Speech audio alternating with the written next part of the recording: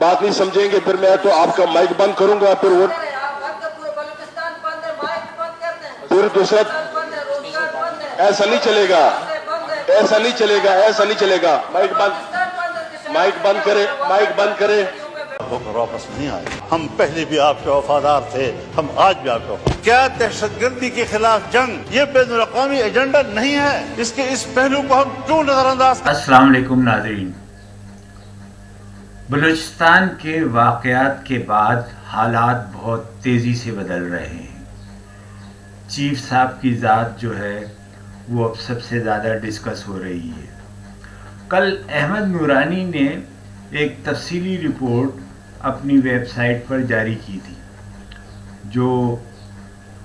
ऐसी तकरीरों के बारे में थी, अकरबा परवरी के बारे में थी और कुछ लोगों के बारे में थी। लेकिन इस रिपोर्ट के शाया होने के बाद पूरे सोशल मीडिया पर और तमाम सियासी हलकों में और समाजी हलकों में और वो तमाम हलके जो पीटीआई के हैं उन्होंने ख़ास तौर से इस ख़बर को बहुत ज़्यादा प्रमोट किया है। बहुत ज़्यादा इसके ऊपर ब्लॉग और जनाब तस्वीरें और तबसरे और हर तरह की चीज़ें आ रही हैं। और इसके नतीजे में हुआ ये कि गुज़िश्ता रात अहमद नूरानी के घर के ऊपर कुछ लोग आए और उन्होंने उनके घर वालों को जो है वो बकौल अहमद नूरानी के उनको तशद्दुद का निशाना बनाया। उनकी बहन को, उनके भाइयों को पकड़ के ले गए और अब सुना ये है कि उनके दोनों भाइयों के ख़िलाफ़ पर्चा भी कट गया है। तो जनाब हमारे यहाँ तो एक बहुत अरसे से ये मामला है कि करे कोई भरे कोई, और सबसे ज़्यादा जो सॉफ्ट जो निशाना होते हैं वो मुख्तलिफ़ ऐसे प्रोफेशंस के या ऐसे लोगों के अज़ीज़ रिश्तेदार, दोस्त, अहबाब होते हैं जो किसी भी सूरत हाल के अंदर सबसे ज़्यादा नुकसान में होते हैं। तो अब भी यही सूरत हाल है कि हम जो असल असबाब हैं, जो असल चीज़ें हैं, उनके ऊपर तवज्जो नहीं देते, उनका सद्भाव नहीं करते। अहमद नूरानी ने इससे पहले भी बाजवा साहब के बारे में एक बहुत तफसीली रिपोर्ट जारी की थी। उस ज़माने में बाजवा साहब चूँकि जो थे वो बरसरी इक़्तिदार नहीं थे, और लेकिन उसके बाद जो है उनकी जो उस ख़बर जो थी उस ख़बर के ऊपर बातचीत के बजाय, उन हक़ाइक़ के ऊपर कोई बात होने के बजाय इस बात का चर्चा हुआ कि ये ख़बरें लीक कैसे हुई, इन खुफिया मालूमात को किस तरीक़े से जो है आवाम के सामने लाया गया, कौन लोग इसके पीछे हैं। तो हमारे यहाँ सबसे ज़्यादा मसला यही होता है कि कोई ख़बर आ जाए तो उसके बाद इस बात की खोज पड़ जाती है कि ये ख़बर दी किसने है। उस सोर्स को पकड़ने की कोशिश करते हैं कि ये ख़बर कहाँ से लीक हुई है, और हम उस मसले को ठीक करने की कोशिश नहीं करते कि ये मसला पैदा क्यों हुआ और इसके असबाब क्या हैं और कौन लोग इसके ज़िम्मेदार हैं, और ये अगर खिलाफ कानून था तो क्यों था और इसके ऊपर कोई कार्रवाई क्यों नहीं हुई। तो अब भी मामला यही है कि ये खुफिया मालूमात जो हैं वो लीक कैसे हुई, और इनको एक ऐसे वक्त पर जब पूरी पाकिस्तान की फ़ौज जो है वो सख्त जो है मुश्किल में है और एक भारी नुकसान से गुज़र रही है और दहशतगर्दी का उनको सामना है, तो ऐसे मौके पर ये ख़बरें क्यों सामने आ रही हैं। कुछ लोग तो कहते हैं कि तब्दीली के ये सिग्नल्स हैं और इनमें कुछ ना कुछ होने जा रहा है, लेकिन होना और कोई तब्दीली होना ये तो एक दूर की बात है, लेकिन जो सबसे बड़ा मसला है वो पाकिस्तान में होने वाले नुकसान का है, पाकिस्तान के अवाम का है اور ہماری جانوں کو جو خطرہ پیدا ہو گیا ہے، جو ہماری سیکورٹی فورسز کو جن حالات سے گزرنا پڑ رہا ہے، ہمارے عوام جس طریقے سے بے یار و مددگار ہیں، مساجد کے اندر بموں کے دھماکے ہو جاتے ہیں، مدرسے اڑا دیے جاتے ہیں، اور جس طرح سے قتل و غارت گری کی وارداتیں بڑھ رہی ہیں، ہمارے علماء کو شہید کیا جا رہا ہے اور کوئی آواز نہیں اٹھ رہی۔ پہلے یہ ہوتا تھا کہ ملک کے اندر اگر کوئی ایک بھی واقعہ ہوتا تھا تو لوگ اس کے اوپر آواز اٹھاتے تھے، احتجاج کرتے تھے، لیکن اب خاموشی سے یہ خبریں جو ہے وہ سامنے آتی ہیں اور خاموشی سے یہ پس منظر میں چلی جاتی ہیں۔ کل ایک بہت اہم اجلاس تھا اور بہت عرصے کے بعد ہوا، یعنی کہ گزشتہ 9 سال میں شاید پہلا اجلاس تھا، جس کے اندر جو ہے قومی سلامتی کے بارے میں تمام اسٹیک ہولڈر موجود تھے، لیکن اس اجلاس کے اندر پی ٹی آئی شریک نہیں ہوئی۔ پی ٹی آئی سے مذاکرات ہوتے رہے، بات چیت ہوتی رہی، اور یہ بات جو ہے وہ کسی حد تک طے بھی پا گئی تھی کہ پی ٹی آئی کے لوگ جو ہیں ان مذاکرات میں شریک ہوں گے، اپنا موقف، اپنی بات جو ہے اس میں رکھیں گے، لیکن آخری وقت کے اندر یہ بات آئی کہ عمران خان کے بغیر اس اجلاس کے اندر کوئی نہیں جائے گا، اور عمران خان تو جیل میں ہے اور ان کو لائے جانا تو ممکن اس وقت ہے ہی نہیں، کیونکہ جو بھی لوگ اس وقت اقتدار میں ہیں وہ ایک سخت موقف کے حامی ہیں،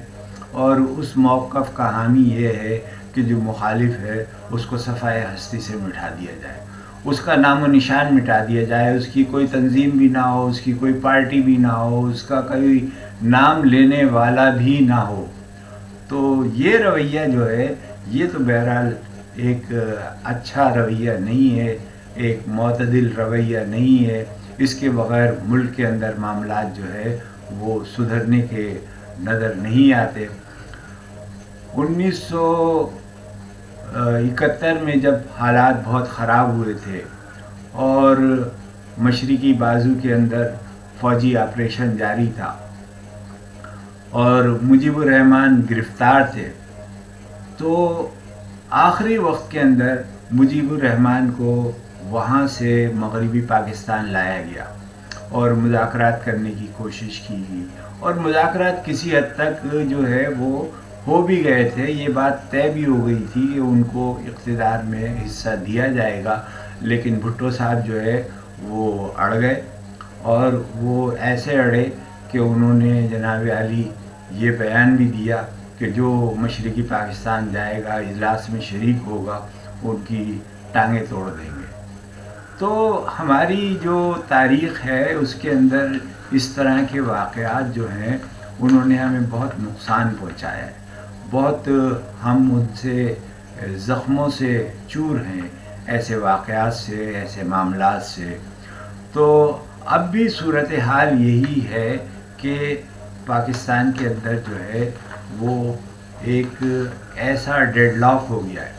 جب آپ دیکھتے ہیں، دنیا کے اندر دیکھتے ہیں کہ امریکہ اور روس جو ہے دونوں کتنے بڑے دشمن تھے، اور یہ اتنے بڑے دشمن تھے کہ انہوں نے جنگیں بھی لڑی، پورا ان جنگوں کے نتیجے میں 3 ملکوں کو تباہی ہوئی، عراق کی، شام کی، افغانستان کی، اس کے اثرات پاکستان پہ بھی پڑے، خود امریکہ کی معیشت جو ہے وہ بھی تباہ حال ہوئی، لیکن اس کے باوجود انہیں مذاکرات کرنے پڑے، انہیں افغانستان سے جانا پڑا، اور اب بھی یہی صورتحال ہے۔ اس وقت غزہ جو ہے میدان جنگ بنا ہوا ہے، اور یہود و نصارہ جن سے ہمیں کہا گیا ہے اور قرآن نے کہا ہے، اللہ تعالیٰ نے کہا ہے کہ یہ آپ کے ہرگز دوست نہیں ہو سکتے، تو لیکن ہم جو ان سے مذاکرات کرتے ہیں، ان سے بات کرتے ہیں، وہ بار بار وعدہ خلافی کرتے ہیں، اور رمضان میں جب ساری چیزیں طے ہو گئی تھی اس کے بعد گزشتہ 2 روز کے اندر انہوں نے جو بمباری کی ہے، اور تقریباً 450 افراد جو ہے اس بمباری کے نتیجے میں جو ہے وہ شہید ہوئے ہیں، یہ ایک بہت بڑا المیہ ہے۔ اس پوری دنیا کے اندر انسانیت کا جس طرح سے قتل ہو رہا ہے، یہ ایک واقعی ایسا المیہ ہے جس کے اوپر آئندہ آنے والی نسلیں ہمیشہ افسوس کرتی رہیں گی۔ اور ہم بھی اس وقت ایسے مجبور، لاچار، بے بس ہیں کہ پاکستان اور مسلمان جو پوری دنیا میں ایک بڑی قوت رکھتے ہیں، وہ اس کے بارے میں کوئی مشترکہ لائحہ عمل نہیں بنا سکے۔ اب بیرسٹر گوہر تو یہ کہتے ہیں کہ عمران خان نے کہا ہے کہ اگر حکومت دہشت گردی کا خاتمہ چاہتی ہے تو اجلاس میں میری شرکت ضروری ہے۔ یہ بیرسٹر گوہر کا موقف ہے اور ان کی جانب سے آیا ہے، لیکن اس طرح کے معاملات جو ہیں وہ ابھی تک جو ہے پی ٹی آئی میں متنازع ہی رہے ہیں، کیونکہ کوئی بھی آدمی جو بھی بات کرتا ہے اس کے اوپر دوسرے لوگ فوراً کہتے ہیں کہ یہ بات نہیں کہی گئی ہے۔ اب آتے ہیں کل کے اجلاس کے بارے میں، اور کل کے اجلاس میں جو ہے وہ آرمی چیف نے جو خطاب کیا ہے وہ بہت سخت ہے، اور انہوں نے واضح طور سے اب یہ کہہ دیا ہے کہ اب ہمیں ہارڈ اسٹیٹ بننا ہوگا، ہم سافٹ اسٹیٹ بن کر کب تک جو ہے بے پناہ جانوں کے قربانی دیتے رہیں گے، اور ملکی سلامتی سے بڑا کوئی ایجنڈا نہیں ہو سکتا، کوئی شخصیت، کوئی تحریک، اور ہم آنے والی نسلوں کی بقا کے لیے جنگ لڑ رہے ہیں۔ تو آرمی چیف کا پیغام تو واضح ہے۔ اب پاکستان کے اندر ہم یہ دیکھتے ہیں کہ اس وقت جو سیاسی ماحول ہے اس کے اندر ایک بہت بڑی تعداد جو ہے وہ حکومتی موقف سے اتفاق نہیں کرتی، وہ ان حکمرانوں کا ساتھ نہیں دے رہی جو اس وقت حکمرانی کر رہے ہیں، اور نہ ہی ان قوتوں کا ساتھ دیتی ہے جو ان حکمرانوں کو سہارا دیے ہوئے ہیں۔ تو ہمارا المیہ ہے کہ ہم ایک ایسے موقع پر جب پوری قوم دہشت گردی کا شکار ہے، ہم مختلف حصوں میں بٹے ہوئے ہیں، اور ہمیں اس بات کو سوچنا ہوگا اور اس کا کوئی راہ عمل اور کوئی راہ تو تلاش کرنی ہوگی۔ اگر ہم نے یہ راہ تلاش نہیں کی تو ہمیں آئندہ بھی ایسے نقصانات ہوتے رہیں گے۔